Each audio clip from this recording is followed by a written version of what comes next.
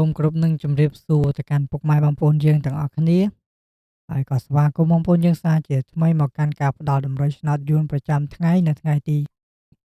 9 ខែ 4 ឆ្នាំ 2026ក៏ហើយសម្រាប់ថ្ងៃនេះដែរគឺអេដមីនមានលេខល្អៗស្អាតៗដើម្បីយកមកចែកជូនបងប្អូនយើងលេងកម្សាន្តទៀតហើយតែមុននឹងចូលទៅកាន់តម្រុយយើងអេដមីនក៏សូមឲ្យពុកម៉ែបងប្អូនយើងទាំងអស់គ្នាជួយចុចជាវនិងចុចឲ្យមេដាយមកកាន់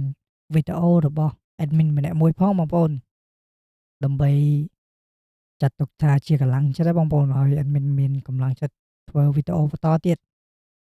តោះឥឡូវនេះយើងកុំឲ្យខាតពេលវេលាយូរយើងចូលទៅកាន់តម្រុយទាំងអស់គ្នាតែម្ដងទៅបងប្អូនតោះសម្រាប់លេខថ្ងៃនេះអេដមីនមានខ្ទង់6តោះខ្ទង់6ខ្ទង់20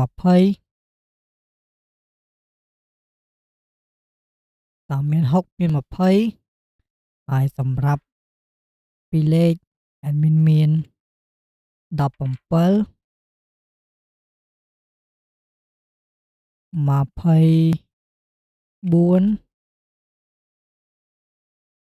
86និង63បងប្អូនយើង